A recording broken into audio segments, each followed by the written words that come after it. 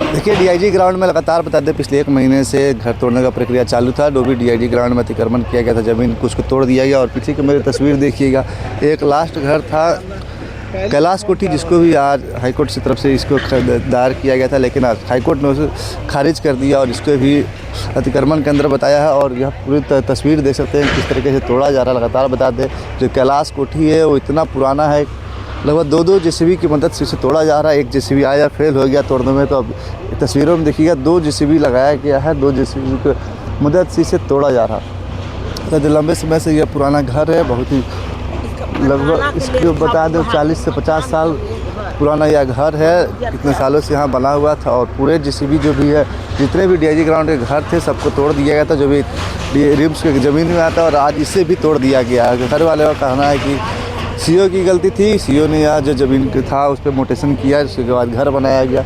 और हाईकोर्ट का आदेश के बाद लगातार यहाँ बुलडोजर चली थी और आज जाकर आखिरकार कैलाश कोठी था उसको भी तोड़। आप तस्वीरों में देख सकते हैं कि लगातार जो है नगर निगम के 2 बुलडोजर चर्चित कैलाश कोठी में अभी मौजूद हैं और जो आज से कम 50-60 साल पहले बने इस घर को ध्वस्त करने में लगे हुए हैं। आप कौन है ड्रोन वाला? चल फिर से स्टार्ट। आप देख सकते हैं कि नगर निगम के जो 2 बुलडोजर हैं वो लगातार इस 60 से 70 साल पुराने बने हुए मकान को तोड़ने और ध्वस्त करने के लिए लगातार लगे हुए हैं। ये पूरे 1 महीने से ये प्रकरण इस पूरे राजधानी रांची में चर्चित था और डीआईजी ग्राउंड से जो रिम्स की अधिग्रहित भूमि है उसको कहीं ना कहीं प्रशासन की ओर से खाली कराया जा रहा है हाईकोर्ट के आदेश के बाद। और जो मामला अटक रहा था वो चर्चित जो कैलाश कोठी है वहाँ पर अटक रहा था। आज 1 महीने हो गए इस फैसले और इस नोटिस के बाद, आज 1 महीने बाद कैलाश कोठी भी आखिरकार जो है बुलडोजर एक्शन देखने को मिल रहा है। आप देख सकते हैं कि ये बिल्डिंग जो इतनी पुरानी है, कितनी मजबूत है कि इसको तोड़ने के लिए 2-2 जेसीबियाँ लगाई जा रही है।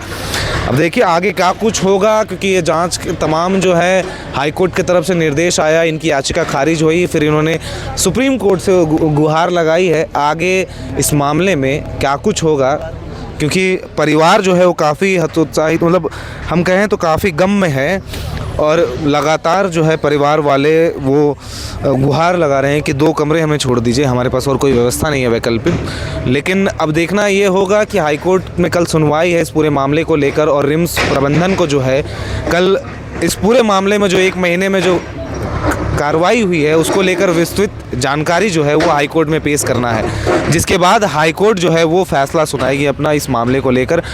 लेकिन बहरहाल हम आपको बता दें कि जो परिवार है इन्होंने हाईकोर्ट के बाद अब सुप्रीम कोर्ट का रुख लिया है और वहाँ सुप्रीम कोर्ट से इन्होंने गुहार लगाई है, जिसके बाद हम कह सकें तो सुप्रीम कोर्ट में यह मामला है, कल सुप्रीम कोर्ट में भी इस मामले की सुनवाई है।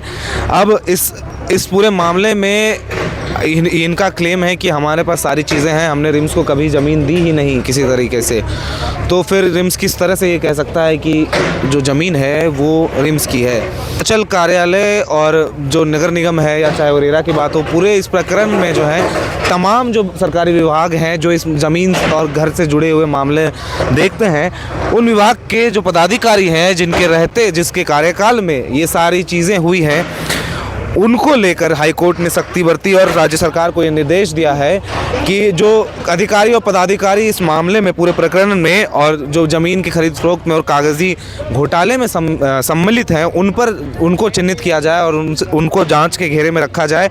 और जो चिन्हित पदाधिकारी मिलेंगे, जो दोषी पाए जाएंगे, जो भ्रष्टाचार जिसके तहत जो कागजात पे बार-बार हेरफेर हुआ है इस भूमि को, उन पदाधिकारियों पर कार्रवाई की जाए और जो भुक्तभोगी हैं, जो आम जनता जिनके घर आज ध्वस्त हुए हैं, उनको जो है मुआवजा उनसे लेकर दिया जाए। बहरहाल आगे इस मामले में क्या कुछ होगा ये हम आप तक पहुंचाते रहेंगे। ऐसे ही खबरों के लिए आप जुड़े रहें मॉर्निंग इंडिया लाइव 7 के साथ।